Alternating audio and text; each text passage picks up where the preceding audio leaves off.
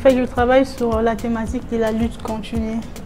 Bien entendu, la lutte qu'a eu à mener nos différents leaders politiques de l'époque, entre autres Thomas Sankara, Lumumba, Simon Kimbangu, et qui continue jusqu'à nos jours à travers cette génération.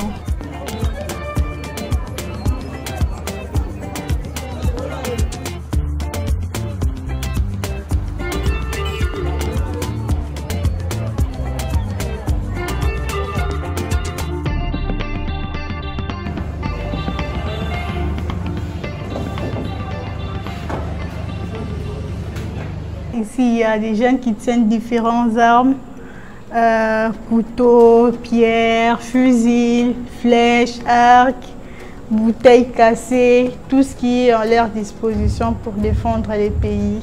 Et ici, on peut voir sur mon tableau, il y a des fils barbelés qui signifie que la RDC est une propriété privée des Congolais. Si nous descendons ici, nous voyons le feu. En fait, à l'ère de nos ancêtres, à l'ère de nos parents, de nos grands-parents, avant la venue de l'électricité, les gens se mettaient autour du feu pour partager, pour communiquer, pour raconter des histoires.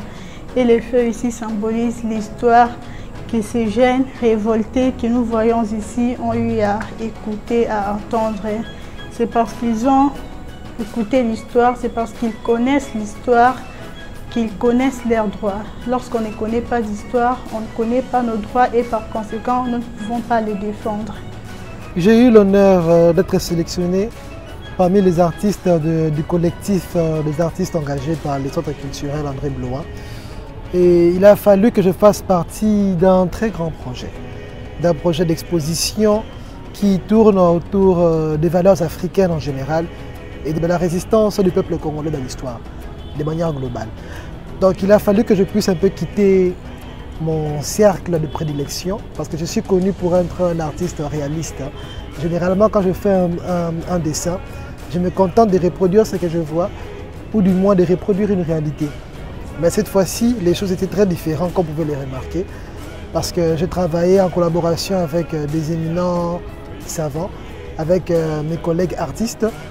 On était obligés de faire un maquis pendant 2 semaines pour tourner autour de ces 2 différents sujets que vous voyez ici. Ici, on parle du panafricanisme et ici, on parle de la résistance des travailleurs de manière générale. Donc il a fallu qu'on puisse prendre beaucoup de temps pour réfléchir sur ces différentes thématiques et quitter un peu le style habituel. Et donc c'est un travail qui a demandé beaucoup de concentration, beaucoup de pertinence et les éléments que vous voyez ici sont très symboliques les uns les autres.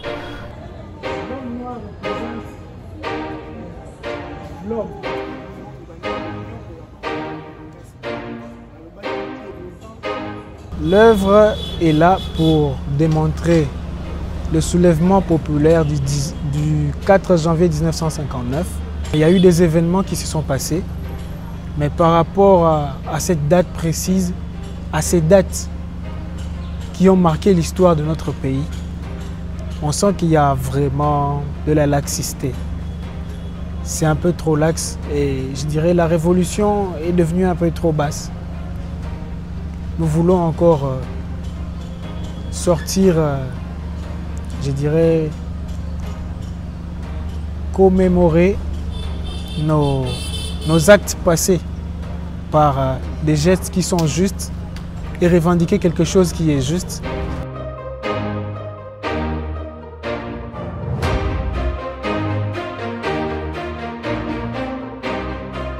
Le Congo est le bien le plus précieux que chaque Congolais peut revendiquer, partout où il est. Et malheureusement, il est aujourd'hui au centre de plus grandes querelles. Et si on n'est pas vigilant, si nous-mêmes Congolais, nous ne nous lèvons pas encore, c'est là, je répète, pour prendre soin de nos terres, je pense que dans les décennies qui viennent, nous risquerons de perdre ces pays. Et voilà pourquoi c'était un message important de rappeler au peuple que ce pays n'est pas à vendre. Congo is not for sale.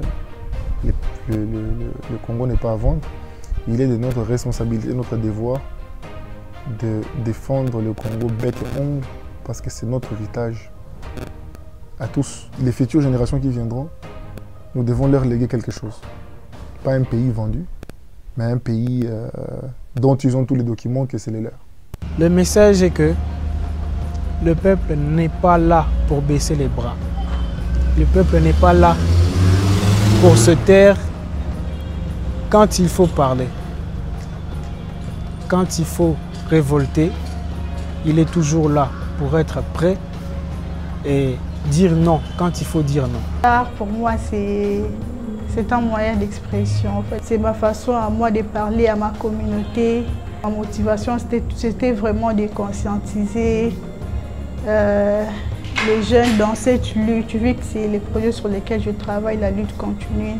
Je voulais vraiment les conscientiser afin de les amener à prendre conscience de la situation du pays et à s'élever pour notre bien à tous.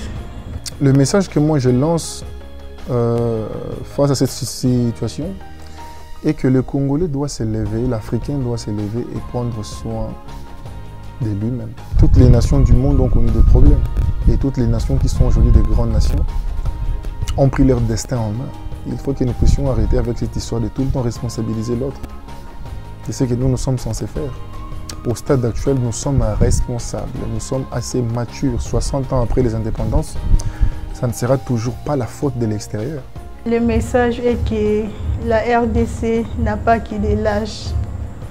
Il y a des hommes et des femmes consciencieux qui ont bien évidemment écouté l'histoire, qui connaissent l'histoire et qui sont prêts et qui d'ailleurs s'élèvent pour défendre la RDC, pour défendre notre pays.